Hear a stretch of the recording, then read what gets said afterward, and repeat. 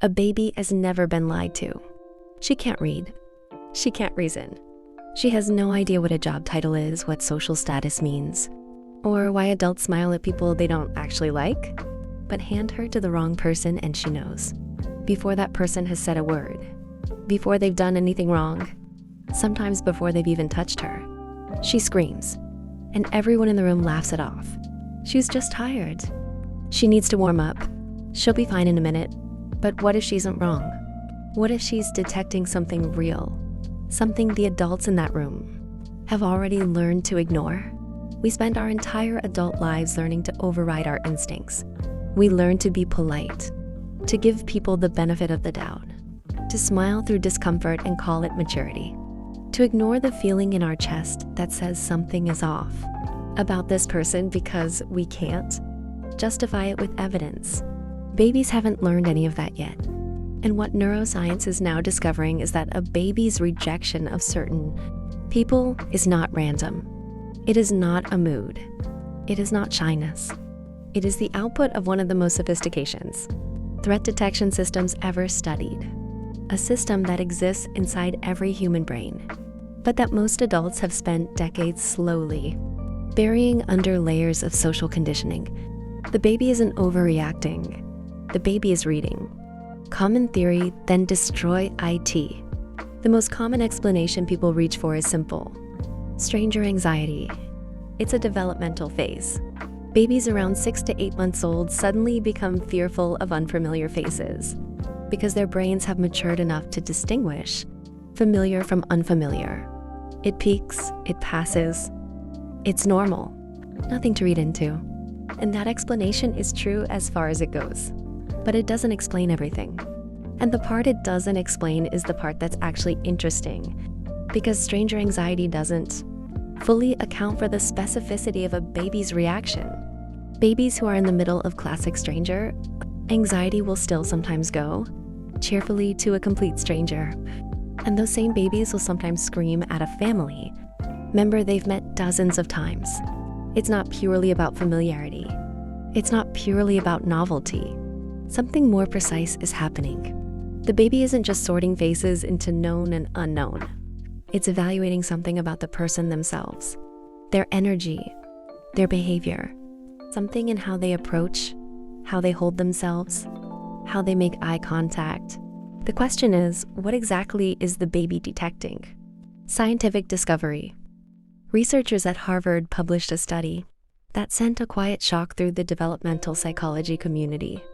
They wanted to know whether babies could identify unhelpful or antisocial individuals, not based on past experience with that person, but simply by watching how that person treated others. The setup was elegant. Babies as young as 6 months old watched simple puppet shows. One puppet was struggling to climb a hill. A second puppet came and helped it up. A third puppet came and pushed it back down. Then the babies were given a choice: reach for the helper or reach for the hinderer. 6 months old, no language, no explicit reasoning. They reached for the helper almost every time. And when researchers flipped it, when they made the bad puppet visually more appealing, gave it brighter colors, made it more visually prominent, the babies still overwhelmingly chose the helper. They weren't choosing based on appearance. They were choosing based on behavior, on moral character, on something they had assessed in a being they had watched for less than 2 minutes. But it went further than that. A follow-up study at Yale's Infant Cognition Center found that babies didn't just prefer helpful individuals.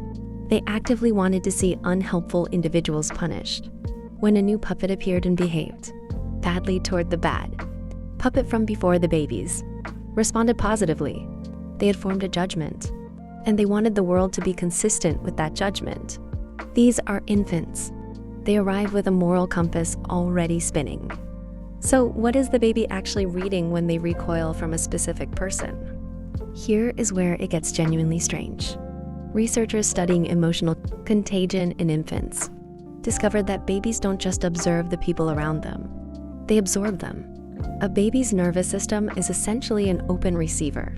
Before the brain develops the capacity to filter and categorize emotional signals, It simply takes them in raw, unedited, at full volume.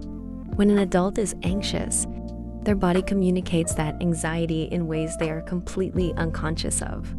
Micro changes in muscle tension, subtle shifts in breathing rhythm, slight alterations in voice pitch, a stiffness in how they hold their arms when they reach for the baby. Adults have learned to ignore these signals in each other. We've been trained by social norms to look past them, to take people at face value. A baby has no face value to take. What the baby receives from a tense, uncomfortable, or emotionally incongruent person is not their smile. It is the biochemical reality underneath it. And here's the critical piece. A study out of UC Sand. Francisco found that when a primary caregiver showed signs of stress while holding an infant, the infant's own cortisol levels, stress hormones, elevated in synchrony. Not after a delay. In synchrony, the baby's nervous system was co-regulating with the adult's nervous system in real time. This means that when a baby is handed to someone whose internal emotional state is dysregulated, even someone who is smiling, even someone who means well, the baby's body receives that dysregulation directly. It isn't a feeling. It is a biological transmission. The baby screams because the baby is suddenly flooded with someone else's nervous system, and that nervous system feels unsafe. Here's where it gets even stranger. Because some of what babies detect isn't just emotional state. It's something more structural, more consistent, something that doesn't change from day to day. And when researchers identified what it was, it reframed everything we think we know about human intuition. In the late 1990s, a developmental psychologist named Tiffany Field began studying something called still face interactions. The experiment works like this. A mother and baby are facing each other. The mother is responsive, warm, fully present. The baby lights up. They're doing the ancient, wordless dance of attunement. The baby makes an expression. The mother mirrors it. The baby responds. Back and forth. Then the researcher gives a signal. The mother goes completely still. Face neutral, eyes forward, no response, no expression. She's present, but she's gone. What happens to the baby in the next 60 seconds is one of the most distressing things you will ever watch. The baby tries everything. It reaches, it vocalizes, it points. It looks away and looks back, trying to reset the interaction. It tries every social tool it has, one after another, with escalating urgency. And then when nothing works, it collapses. Not metaphorically. The baby's whole posture changes. Shoulders curl inward. Head drops. The distress becomes total. Because what the baby is experiencing is not just the absence of a smile. It is the experience of being invisible. And then in the critical third phase, the mother re-engages. She comes back, and within seconds, the baby recovers. I didn't need it, something a bug. It smiles again. The repair is fast, because the base was secure. But here's what Field noted that nobody talks about enough. When they ran a version of this experiment with mothers who were clinically depressed, mothers whose normal face was already emotionally flat, already less responsive, the babies of those mothers showed a dramatically different pattern. They stopped trying sooner. They had already adapted to a world where their signals didn't produce reliable responses, and they had reorganized their behavior accordingly. More than that, when these same babies were later interacted with by warm, fully responsive strangers, they didn't immediately open up. They remained guarded, subdued. The pattern had already been written, and they were cautious with everyone now, not just their mother.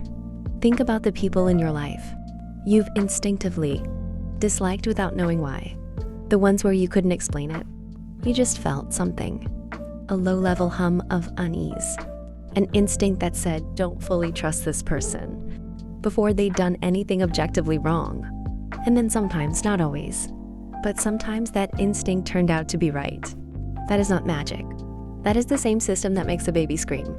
It is the part of your brain, the subcortical, pre-linguistic, survival-oriented part that never stopped reading body language, vocal tone, micro-expressions, and emotional congruence in the people around you.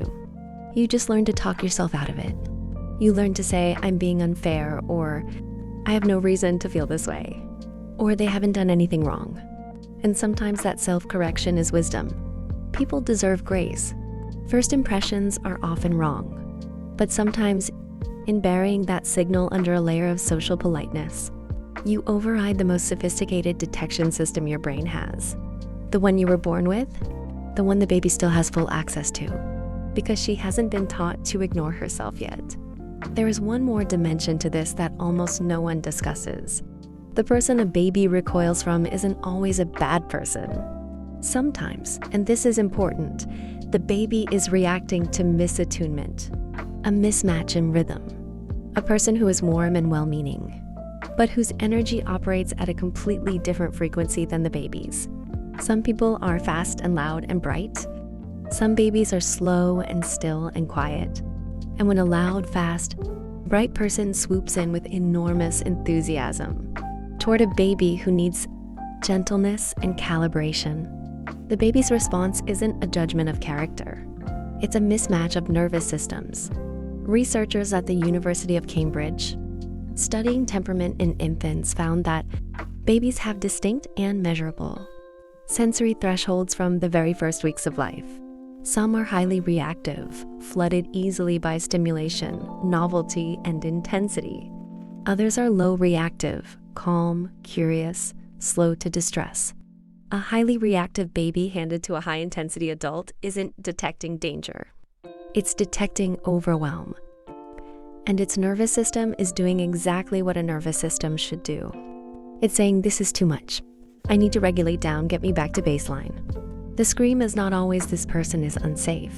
Sometimes the scream is this person is more than I can process right now. The baby is not always reading character. Sometimes it's reading compatibility. Important insight. Here's what matters most about all of this. And it's something that cuts in multiple directions. If you are someone a baby consistently rejects, don't panic and don't take it as a verdict.